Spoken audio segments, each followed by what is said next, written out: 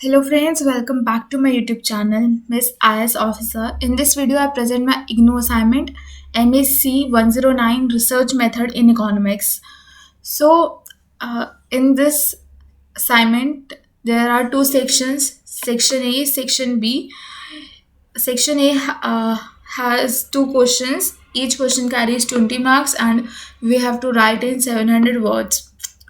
Then Section B has five questions and we have to write in 400 words and each question carries 12 marks.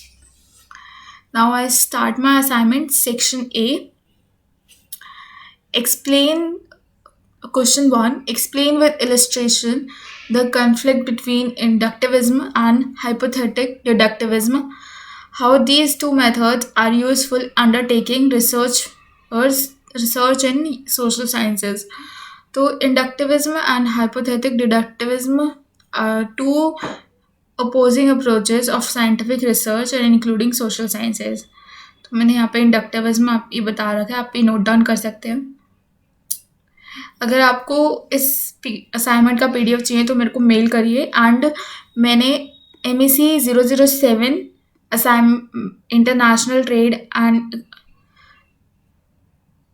International trade वाला जो assignment है वो मैंने upload कर दिया है. MEC 108 भी मैंने अपलोड कर दिया है, 106 भी मैंने अपलोड किया है एंड MGSE 009 भी मैंने अपलोड किया है. वो सारे आपको मेरे यूट्यूब चैनल पे मिल जाएंगे. मैंने प्लेलिस्ट भी बना रखी है उसकी, आप प्लेलिस्ट पे जाके देख सकते हैं. बाकी मैं इस वीडियो की डिस्क्रिप्शन में उन सब का लिंक भी दे दूँगी, आप वहाँ से भी देख सकते हैं. तो आप इसे नोट डाउन कर लीजिए. असाइनमेंट ये इंडक्टिविज्म के बारे में है. देन इसको हाइपोथेटिक डिडक्टिविज्म में भी हमें बताना है. यहाँ पे हाइपोथेटिक डिडक्टिविज्म आ गया. ये दोनों ही साइंटिफिक रिसर्च मेथड्स हैं, लेकिन ये टू डिफरेंट अप्रोचेस हैं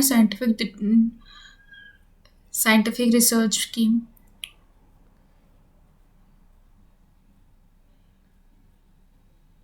हाइपोथेटिक डिडक्टिविज्म कहता है is a method that begins with the formulation of hypotheses and theories that are then tested through empirical observations and experimentation. This approach emphasizes the importance of testing hypotheses through rigorous experiments and data collection before making conclusions. Hypothetic deductivism is often associated with quantitative research, where researchers test hypotheses through experiments, surveys, and statistical analysis. ठीक है. और इन दोनों के बीच में the conflict between two approaches lies in their different assumptions about the nature of scientific inquiry. Inductivism argue करता है that observations are primary source of knowledge. Observations जो है वो प्राइमरी सोर्स है नॉलेज का, लेकिन वही हाइपोथेटिक डिडक्टिविज्म में कहता है कि theories and hypothesis are primary source of knowledge. ठीक है. जो थ्योरीज होती है वो होती है प्राइमरी सोर्स ऑफ नॉलेज का, मतलब प्राइमरी इज मीन वो मेन सोर्स ऑफ नॉलेज का. लेकिन इंडक्टिविज्म कहते हैं ऑब्जर्वेशंस जो है वो मेन सोर्स है नॉलेज का. ठीक है. देन उसके बाद मैंने थोड़ा एग्जांपल देके इसको एक्सप्लेन किया है दोनों थ्योरीज को. देन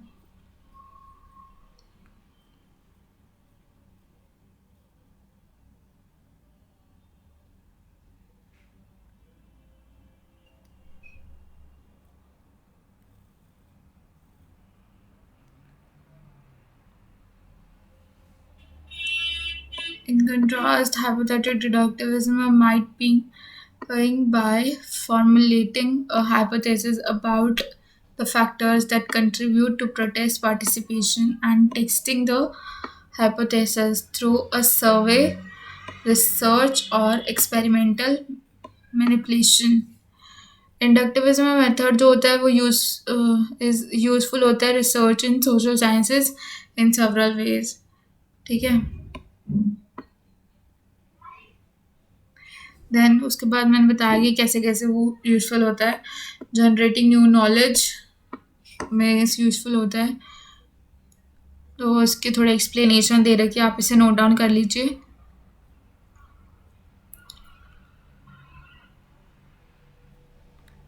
देन सेकंड जो है वो यूज़फुल कैसे होता है, ऑब्जेक्टिव रिसर्च। ऑब्जेक्टिव रिसर्च करता है इंडक्टिविज्म, ये भी मैंने बताया है, थोड़ा इसकी भी एक्सप्लेनेशन दी है। इस क्वेश्चन को हमें 700 वर्ड्स में लिखना है तो थोड़ा ज़्यादा लिखना पड़ेगा, 5 पेजेस तो एटलीस्ट होने ही चाहिए, 4.5 भी अगर हम लिखते तो भी ठीक है। देन थर्ड जो यूज़फुल होता है वो आइडेंटिफाइंग कैजुअल रिलेशनशिप्स, हेल्प करता है। Then fourth will be validating existing theories,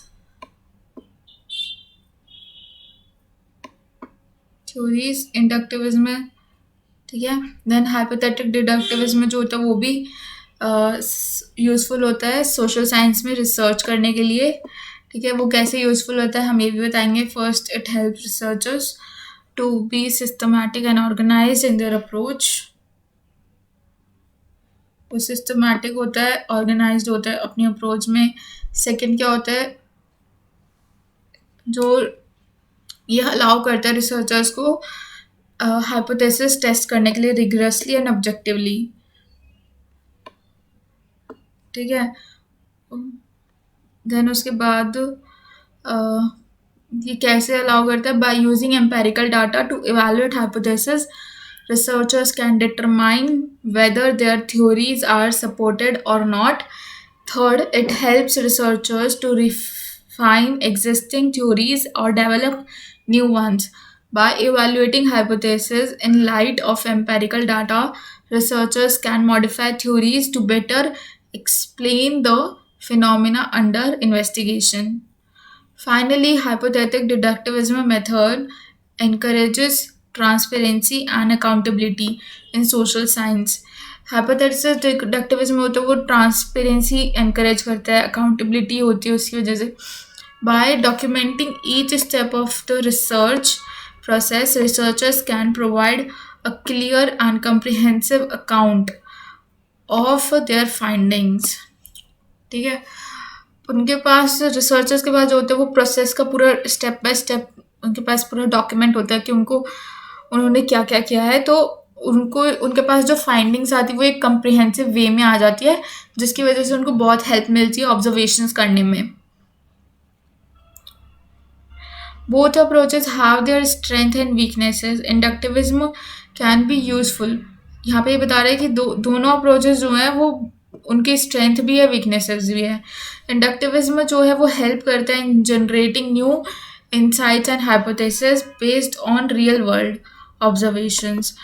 However, it may suffer from, इसकी प्रॉब्लम क्या है, इसमें it may suffer from the problem of induction where observations may not representative of large population. लेकिन जो observations है ना वो large population के represent नहीं कर पाती हैं, because observations is like 10 people out of 100, तो वो जो 90 people जो रह गए हैं उनको रिप्रेजेंट नहीं करेगी। ये ऑब्जर्वेशंस होती हैं कि हम एवरी 10 people ले रहे हैं 1000 में से, या फिर एवरी 5 people ले रहे हैं 100 में से, ऐसे।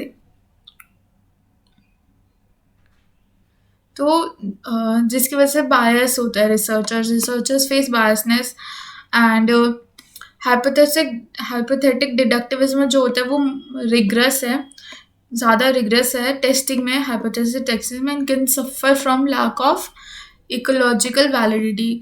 और ये सफ़र करता है, हाइपोथेटिक डिडक्टिविज्म सफ़र करता है इकोलॉजिकल वैलिडिटी से, where experimental setting may not accurately reflect real world conditions, जिसकी वजह से जो एक्सपेरिमेंट्स होते हैं उसमें रियल वर्ल्ड की कंडीशंस एक्यूरेटली ठीक से नहीं आती हैं। तो इन प्रैक्टिस हम क्या करते हैं, इन प्रैक्टिस में social science researchers use a combination of both approach. तो मैंने जो ज़्यादातर रिसर्चर्स क्या करते हैं, दोनों कम्बिनेशन यूज़ करते हैं बोथ अप्रोचेस का। वो हाइपोथेटिक डिडक्टिविज्म भी यूज़ करेंगे और इंडक्टिविज्म भी यूज़ करेंगे। वो कैसे यूज़ करेंगे? वो यूज़ करते हैं inductive method to generate new ideas. Inductive method use करते हैं जनरेट न्यू आइडियाज़ के लिए, and hypothesis is and then testing those hypotheses through deductive methods. ठीक है, this approach is called mixed method approach and has become increasingly popular in social science research. तो यहाँ पे हमारे क्वेश्चन डन हो जाता है। देन उसके बाद हम क्वेश्चन 2 के पार्ट ए को बताते हैं। इसमें 2 पार्ट है, पार्ट ए एंड बी। तो state the various forms of regression model, हमें रिग्रेशन मॉडल समझाना है, उसके फॉर्म्स कितने होते हैं एंड उसके सारे फॉर्म्स बताने हैं। And for working out the GDP growth of Indian economy, which form of regression model would you like to use? सबसे पहले तो फिर उसके बाद हमें बताना है कि Indian economy GDP growth calculate करने के लिए इंडियन इकोनॉमी में हम कौन सा रिग्रेशन मॉडल सजेस्ट करेंगे या उसे यूज़ करेंगे। ठीक है, तो रिग्रेशन की डेफिनेशन पहले हम देख लेते हैं कि डेफिनेशन क्या होती है। आप इस डेफिनेशन को नोट डाउन कर लीजिए, या फिर अगर आप कहीं और से देखना चाहते हैं वो भी लिख सकते हैं। इकोनोमेट्रिक्स के लिए आप ये सारा जो पार्ट है वो इकोनोमेट्रिक्स का है। अगर आप इकोनोमेट्रिक्स के लिए कोई बुक ढूंढ रहे हैं या फिर अगर आपको नहीं मिली है, इसको कई बच्चों को प्रॉब्लम आती है मैथ्स पढ़ने में, तो आप दामोदर गुजराती की बुक पढ़ सकते हैं। वो अच्छी बुक है इकोनोमेट्रिक्स की, बेसिक्स ऑफ इकोनोमेट्रिक्स है बुक का नेम। तो जो goal of regression analysis is to develop a mathematical equation that can be used to predict the values of the dependent variable based on the values of independent variable। ठीक है, then उसके बाद regression analysis मैंने थोड़ा बताया कि regression analysis can be used in variety of fields this and it is a powerful tool for identifying, understanding the relationship between variables and making predictions about the future outcomes। then उसके बाद मैंने several forms of regression model बताया। First form है linear regression model. Linear regression model में भी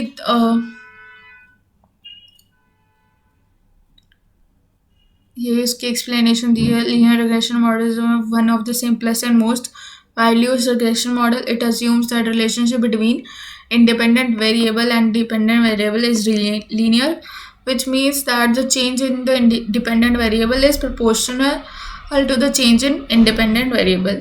In linear regression, the dependent variable is modeled as a linear combination of the independent variable.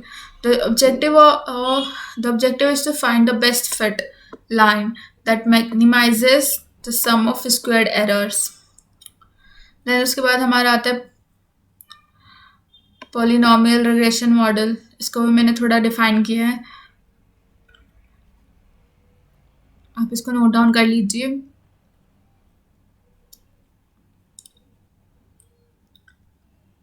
Then हमारा third जो आता है logistic regression model आता है। इसको भी मैंने अच्छे से एक्सप्लेन किया है।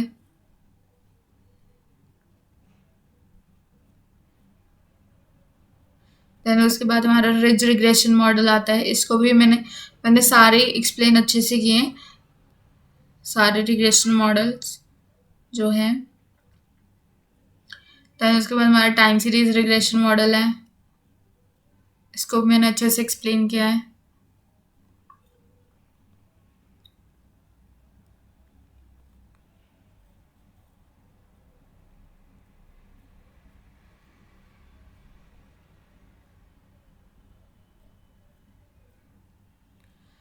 अगर आपको ये पीडीएफ चाहिए इस असाइनमेंट का तो मुझे इंस्टाग्राम पे मैसेज कीजिए, मैं आपको वहाँ पे इसकी जो पीडीएफ है वो आपको सेंड कर दूँगी। या फिर अगर आपको किसी भी असाइनमेंट की पीडीएफ चाहिए तो just message me on my Instagram ID, I will send you there. Then उसके बाद मैंने हाईलाइट करके लिखा है the GDP growth rate of Indian economy is typically calculated by using time series analysis, जो हमने टाइम सीरीज रिग्रेशन मॉडल पढ़ा है उसके थ्रू हम इंडियन इकोनॉमी का जीडीपी ग्रोथ रेट कैलकुलेट करेंगे, which involves analysing historical data over time to identify patterns and trends in the data. Time series analysis use various statistical methods to model and forecast future values based on past data. Then उसके बाद मैंने थोड़ा explain किया है time series को कि हम कौन टाइम सीरीज़ में कौन सा वाला मॉडल यूज़ करेंगे, बिकॉज टाइम सीरीज़ में भी उस थोड़े मॉडल हैं। तो हम टाइम सीरीज़ में auto regression integrated moving average model use करेंगे, जिसको मैंने थोड़ा और एक्सप्लेन किया है अच्छे से। आप इसे नोट डाउन कर लीजिए। तो मैंने इन द एंड कंक्लूज कर लिया, therefore working out for the GDP growth rate of Indian economy, the ARIMA model can be used as one of the regression model. However, the selection of appropriate model also depends on the specific characteristics of the data and the research questions being addressed. Then हमारा second question आता है, इसमें हमें interpretation करना है, result interrupt करना है।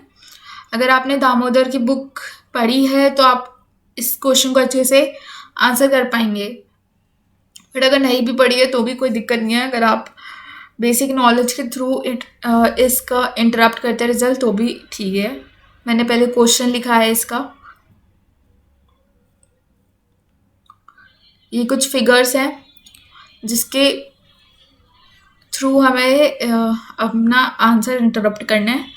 तो मैंने यहाँ पे रिजल्ट जो इंटरप्ट किया है, पहले तो मैंने थोड़ा टेबल के बारे में बता दी कि टेबल क्या बता रही है। देन उसके बाद जो है मैंने स्टार्ट किया इंटरप्शंस, सो दैट थोड़ा सा लगे कि हाँ बच्चे ने लिखा है, बिकॉज रिजल्ट जो है वो ज़्यादा वर्ड्स का नहीं होगा, बिकॉज मैथमेटिक्स का ये पार्ट है, तो इसलिए ज़्यादा यहाँ पे आ जाता है मेरा रिजल्ट। अगर आप सिर्फ रिजल्ट लिखना चाहते हैं तो वो सिर्फ रिजल्ट भी लिख सकते हैं, लेकिन मैंने थोड़ा एक्सप्लेन करके लिखा है सो दैट कि लगे कि हाँ थोड़ा लिखा है अच्छे से, तो शायद मेरे मार्क्स अच्छे मिल सके मुझे।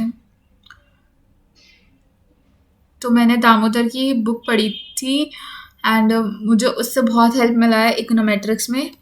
मैं आपको भी वही रिकमेंड करूँगी जो मैंने पढ़ा है।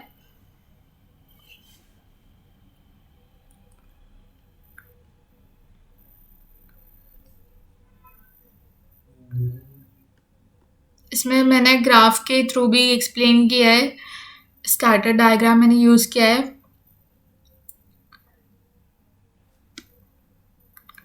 ये रहा स्कैटर डायग्राम।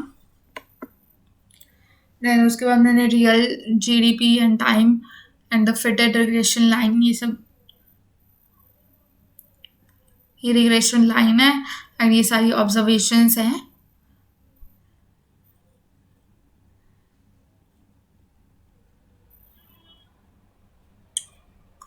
तो आप इसे नोट डाउन कर लीजिए। अगर आपको ग्राफ देखना, मैं आपको ग्राफ दिखा देती हूँ एक बार।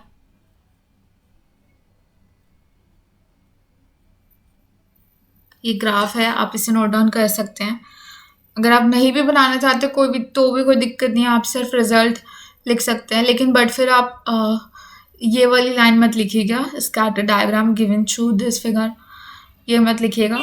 तो आप सिर्फ लिख सकते हैं।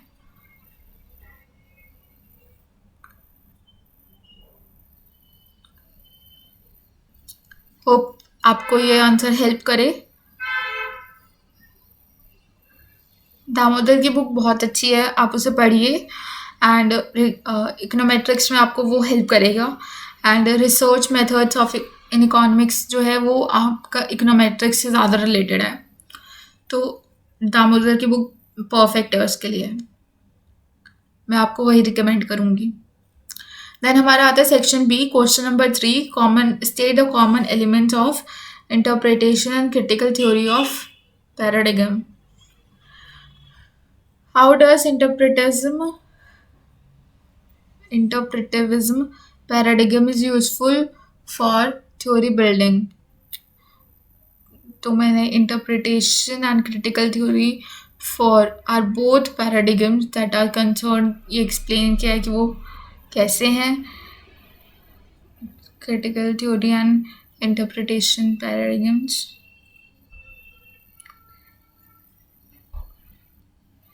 सम कॉमन एलिमेंट्स हैं दोनों पैराडिगम में, मैंने वो भी बताया है। सब्जेक्टिविटी है, देन उसके बाद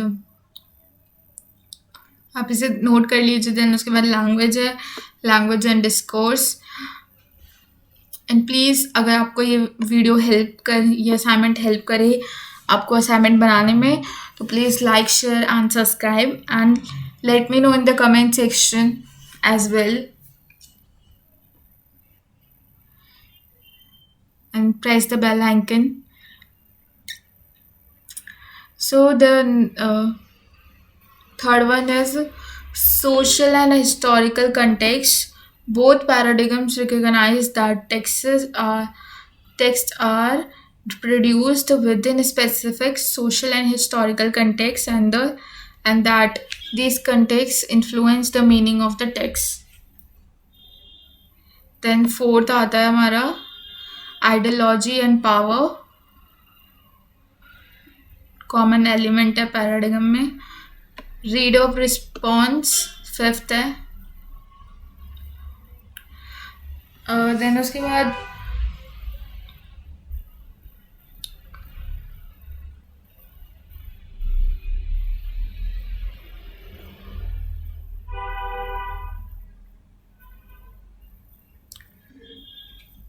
बाद इंटरप्रेटिविज्म में पैराडिगम जो है वो यहाँ पे मैंने बताया है, is known as a interpretive sociology, is useful in the approach. आप इस क्वेश्चन को नोट डाउन कर लीजिए। ये क्वेश्चन हमें 400 वर्ड्स में लिखना है बिकॉज ये 12 मार्क्स का है। सेक्शन बी के सारे क्वेश्चन 12 मार्क्स के हैं, तो हमें इन क्वेश्चंस को 400 वर्ड्स में लिखना है।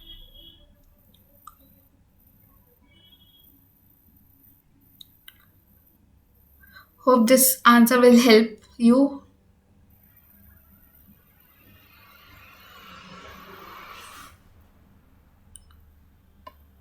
मैंने ये आंसर खुद लिखे हैं, खुद रिसर्च करके लिखा है। मैंने एक वीडियो देखी थी इसी असाइनमेंट के लिए बिकॉज मेरे को थोड़ा प्रॉब्लम आ रही थी इस असाइनमेंट में, लेकिन वो मुझे थोड़ा बिल्कुल हेल्प नहीं किया उस वीडियो ने। मैंने यूट्यूब पे देखी थी बट मुझे बिल्कुल भी हेल्प नहीं किया एंड मेरे को बिल्कुल भी समझ नहीं आया उस वीडियो से कि कैसे क्या लिखना है, बिकॉज 400 वर्ड्स का आंसर है एंड उस वीडियो में उन्होंने आई थिंक 100 या 200 वर्ड्स का आंसर लिख रखा था सिर्फ, एंड 400 वर्ड्स का है तो थोड़ा ज़्यादा ही लिखना चाहिए। 100 वर्ड्स में तो कंप्लीट नहीं कर सकते बिकॉज उसकी वजह से फिर मार्क्स भी नहीं मिलेंगे, एंड असाइनमेंट्स में मार्क्स आना इज़ चाहिए होता है। असाइनमेंट में अगर आ जाते तो पेपर में लगता है कि हाँ थोड़ा कम रह जाए तो भी कोई दिक्कत नहीं है। असाइनमेंट में तो लाइक हम ज़्यादा से ज़्यादा मार्क्स फेच कर सकते हैं। तो इन कंक्लूजन मैंने थोड़ा कंक्लूड कर दिया इसको, इंटरप्रिटेशन एंड क्रिटिकल थ्योरी को, कि common emphasis on language meaning subjective in the social phenomena. इसी को थोड़ा एक्सप्लेन कर दिया जो मैंने लिखा है। आप ऐसे भी लिख सकते हैं, आप थोड़ा और अपने वर्ड्स में एक्सप्लेन करके लिख सकते हैं, दोनों ही ठीक है। मैंने ये खुद किया है। मेरे को ये वाला असाइनमेंट बनाने में सबसे ज़्यादा टाइम लगा था as compare to other assignments.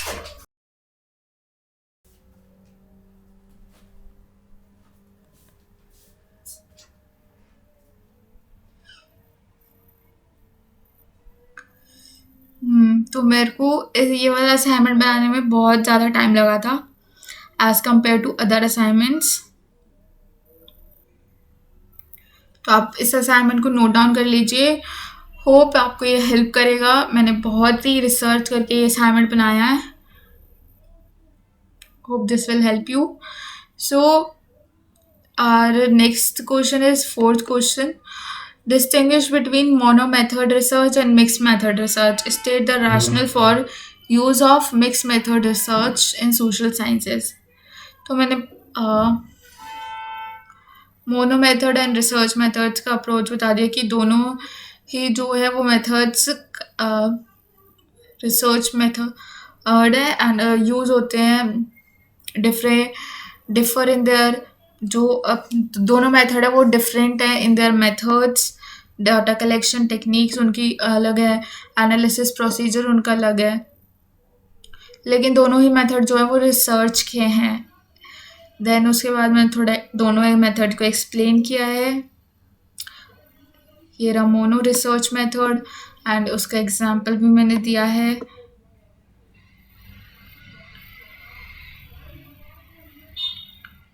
Then जो मेन ऑब्जेक्टिव है मोनो रिसर्च मेथड का मैंने वो भी बताया कि मेन ऑब्जेक्टिव क्या है। इट्स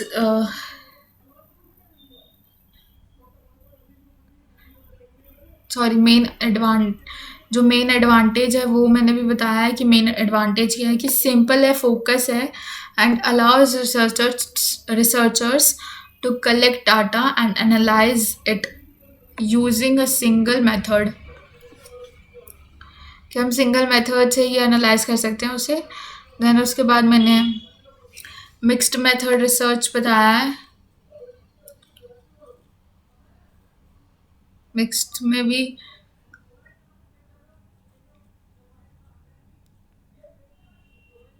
आप इसे नोट डाउन कर लीजिए।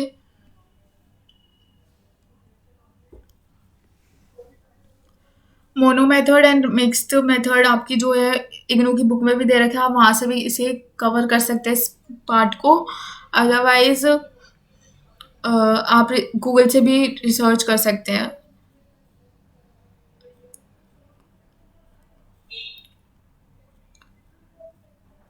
मैंने इग्नू की बुक भी पढ़ी है, थोड़ा गूगल से भी रिसर्च किया है। देन उसके बाद ये असाइनमेंट बनाया है, मैंने खुद ही असाइनमेंट बनाया है। पहले तो ये सारे क्वेश्चंस जो हैं मैंने पहले वर्ड पे लिखे थे खुद से। देन उसके बाद मैंने उससे नोट डाउन किया है। होप आपको ये हेल्प करेगा। मैंने मिक्स्ड मेथड का एग्जाम्पल भी दिया है।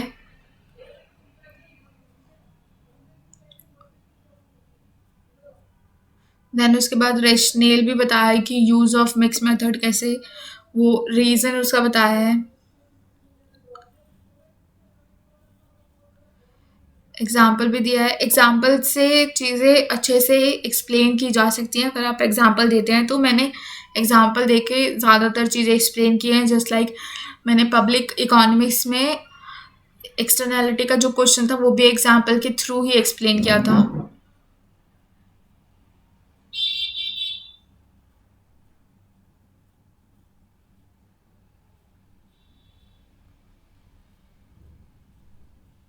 अब इस क्वेश्चन को लिख लीजिए, नोट डाउन कर लीजिए। अगर आपको इस असाइनमेंट का पीडीएफ चाहिए तो मुझे मैसेज कर दीजिए इंस्टाग्राम आईडी पे।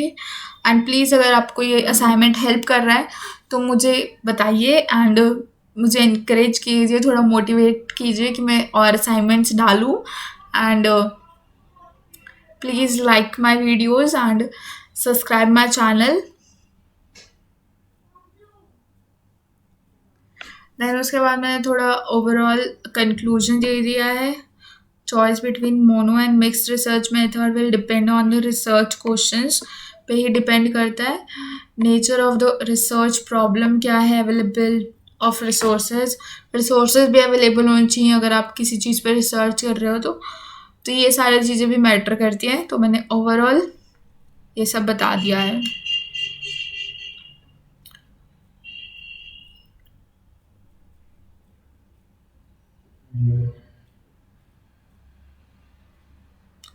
देन हमारा आता है fifth question, what is cluster analysis.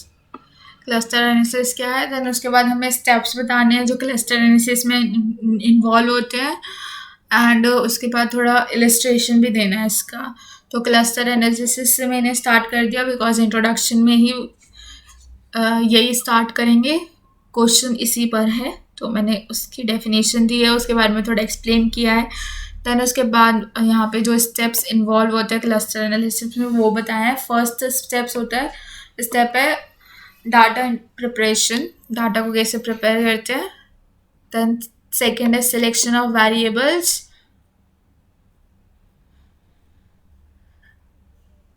Then हमारा थर्ड आ जाता है distance measure.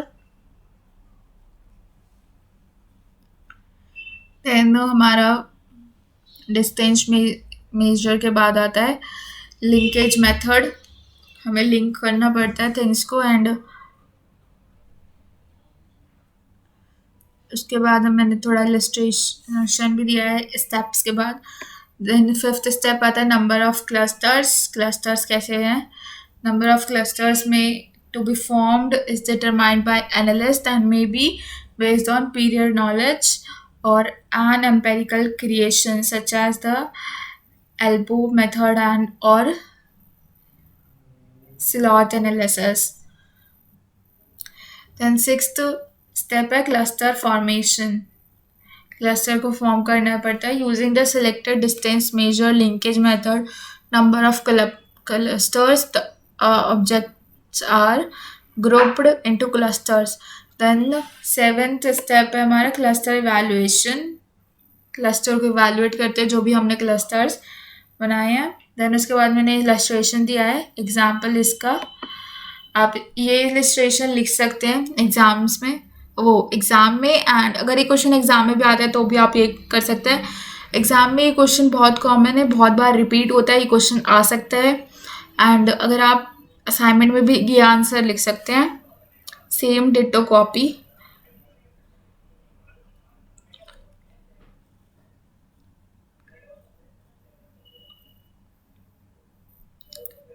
Then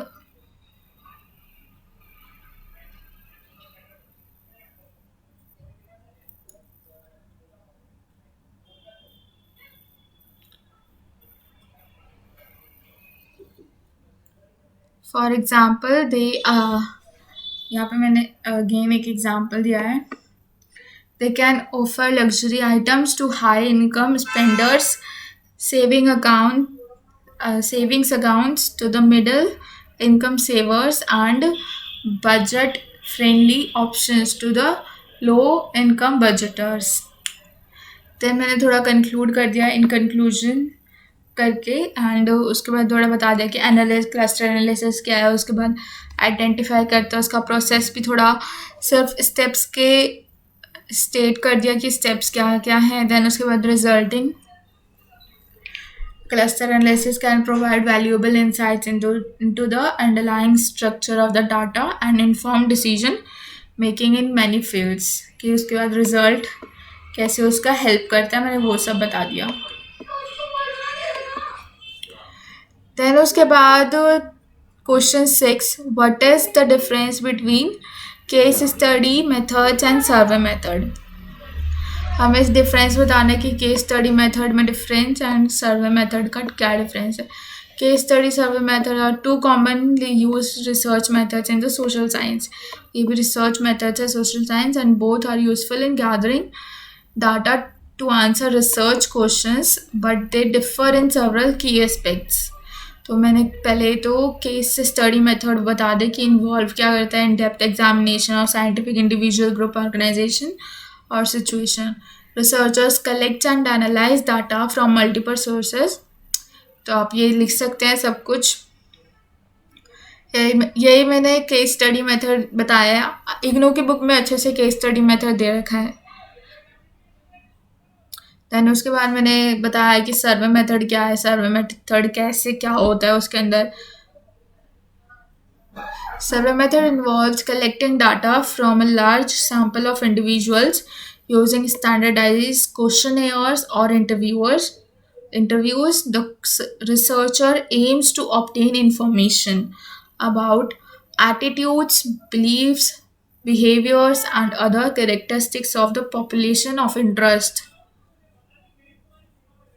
Surveys are often used in descriptive and explanatory research where the goal is to describe the prevalence of the phenomenon or to test hypothesis about relationships between variables.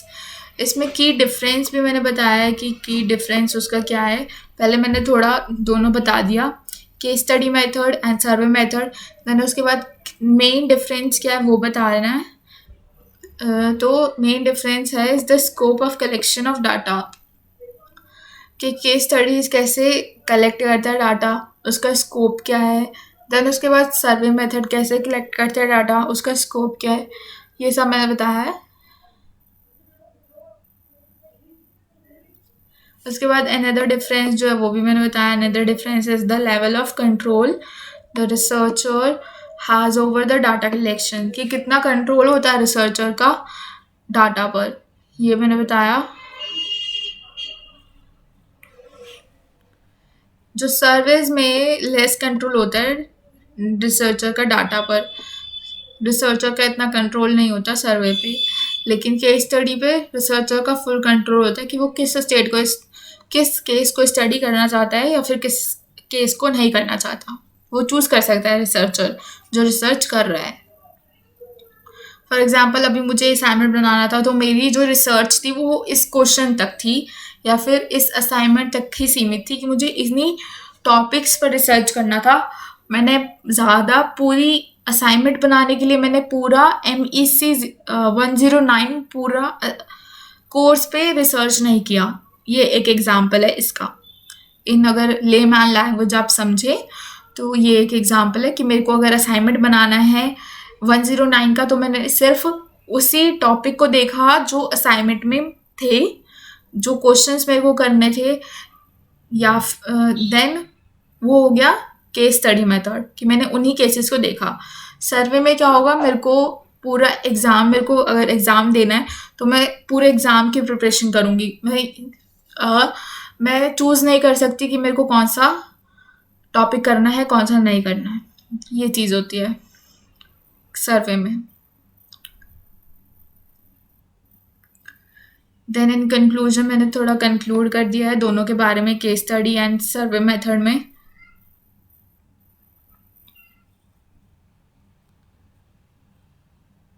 Then हमारा last question आता है 7th question, जिसमें हमें short notes लिखने हैं. तीन short notes लिखने हैं, कोई भी तीन. पहला जो है systematic sampling, stratified sampling, then second interval scale and ratio scale as measurement scale technique. Then third है हमारा research design and research method. Fourth है research hypothesis and statistical hypothesis. Then fifth है cross section data and time series data. तो मैंने first and third लिया है लिखने के लिए, एंड आई थिंक मैंने फोर्थ लिया है. यस शायद से, यस फोर्थ ही लिया है. First second third and fourth मैंने किया है, सेकेंड एंड फिफ्थ नहीं किया. तो पहला जो है systematic sampling and stratified sampling में, सिस्टमैटिक सैम्पलिंग मैंने बता दिया कि क्या होती है, आप इसे नोट डाउन कर सकते हैं एंड कर लीजिए. मैंने ये इसका एग्जांपल भी दिया है. एक सिस्टमैटिक सैम्पलिंग कैसे क्या होती है, तो हमें इसका एग्जांपल अगर आपको लिखना है तो आप कोई और सा एग्जांपल भी लिख सकते हैं. ये स्टार्ट का क्वेश्चन है, तो आपको स्टैटिस्टिक्स की बुक्स में आपको मिल जाएगा. रिसर्च वाला जो हमारा पेपर है उसमें स्टैटिस्टिक्स इकोनोमेट्रिक्स सब थोड़ा थोड़ा इन्वॉल्व है, तो आपको थोड़ा पिकी बनना पड़ेगा अगर आप इग्नू की बुक से नहीं पढ़ रहे हैं. इग्नू की बुक में ज़्यादातर एक्सप्लेन भी नहीं है अच्छे से, तो आपको कोई ना कोई बुक और रेफ़र करनी ही पड़ेगी. अगर आप बुक रेफ़र नहीं कर रहे तो आपको गूगल से करना पड़ेगा, गूगल या यूट्यूब से. तो रिसर्च के लिए थोड़ा इकोनोमेट्रिक्स है एंड थोड़ा स्टैटिस्टिक्स की बुक है. एक मैथमेटिक स्टैटिस्टिक्स एंड इकोनॉमिक्स करके एक बुक है, मेरे को नाम याद नहीं आ रहा ऑथर का,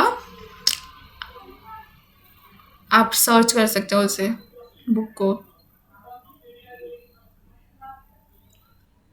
तो आप इसे नोट डाउन कर लीजिए।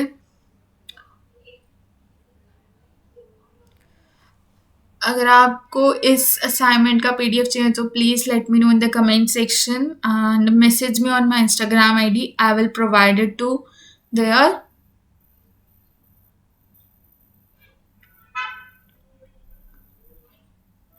इकोनोमेट्रिक्स के लिए बेस्ट बुक है दामोदर।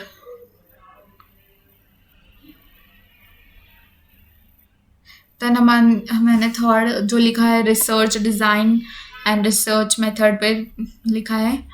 तो research design and research method जो है वो दोनों ही मेथड्स रिसर्च की फील्ड के हैं एंड क्रूशियल रोल है इनका conducting effective research. Research design मैंने रेफ़र किया है यहाँ पे, उसको डिफ़ाइन किया है अच्छे से, वो क्या क्या इन्वॉल्व करता है, कैसे कैसे उसमें रिसर्च होती है, उसका प्रोसेस क्या होता है, सब कुछ। दैन उसके बाद रिसर्च डिज़ाइन जो है वो हेल्प करती है रिसर्चर्स को to ensure that their study is well structured, efficient and effective. Research method फिर मैंने एक्सप्लेन किया है कि दूसरी तरफ जो रिसर्च मेथड होता है वो क्या होता है, कैसे का वर्क करते हैं, एंड उसका एग्जाम्पल भी दिया है। ठीक है। देन और respondents, and if research design is an experiment, then the research method might involve manipulating one or more variables and measuring the resulting effects। ठीक है। इन समरी में मैंने बताया कि research method design and research method are both critical components of conducting research. Researchers must carefully consider the research design and choose appropriate research methods to ensure the validity and reliability of their findings। ठीक है। Then हमारा fourth आता है research hypothesis and statistical hypothesis. तो पहले तो मैंने research and statistical hypothesis ये बता दिया कि ये जो दोनों कंसेप्ट है वो रिसर्च इम्पॉर्टेंट कंसेप्ट हैं in research methodology and statistical analysis में। तो मैं पहले फिर उसके बाद रिसर्च हाइपोथेसिस बताया कि रिसर्च हाइपोथेसिस क्या है, उसकी डेफिनेशन बताइए कि ये जो एक स्टेटमेंट है जो डिस्क्राइब करती है relationship between variables in research study. ठीक है। देन उसके बाद एक्सप्लेन किया उसे थोड़ा अच्छे से। It is a tentative explanation of the research problem which is formulated based on period knowledge theories and observations. A research hypothesis should be clear, concise and testable. It guides the research design, data collection and analysis, and plays the research to draw conclusions about the study. Then उसके बाद on the other hand मैंने ये भी बताया कि statistical hypothesis क्या है, उसकी थोड़ा उससे थोड़ा एक्सप्लेन किया है कि वो क्या स्टेट करता है। ये जो एक स्टेटमेंट है पॉपुलेशन पैरामीटर के बारे में जो टेस्ट की जाती है is being tested. It is a formal statement between specifies the nature of the relationship between variables in the statistical analysis. Statistical hypothesis can be either null or alternative. Null hypothesis is a statement that assumes there is no relationship and no difference between the variables being tested. Alternative hypothesis जो है वो assume करता है there is a relationship और differences between variables and being tested. जो हम test कर रहे हैं उनके बीच में रिलेशनशिप या डिफरेंस है ये बताता है। Research hypothesis and statistical hypothesis जो है वो रिलेटेड है रिसर्च हाइपोथेसिस गाइड से। The formulation of the research statistical hypothesis जो फॉर्मुलेट करता है स्टैटिस्टिकल हाइपोथेसिस। ठीक है। दो स्टैटिस्टिकल हाइपोथेसिस जो है is tested using statistical test and the result are used to either reject and fail to reject the null hypothesis. null hypothesis is rejected, the alternative hypothesis is expected. If null hypothesis is rejected, alternative जो hypothesis है वो हम उसे accept कर लेते हैं. Researchers can conclude that there is a relationship or differences हैं between variables being tested. तो हमारा ये आंसर यहाँ पे ख़त्म होता है. देन उसके बाद मैंने एक एक्स्ट्रा पेज लगाया है for examiner to give me remarks on it. So thank you. Thank you for watching the video. Please subscribe my channel, follow me on Instagram, and like, share, and subscribe. And in the end, I will suggest you to add one extra page in the end of your assignment so that the examiner can give you remarks on it, and it will give you an extra edge to your assignment. So thank you.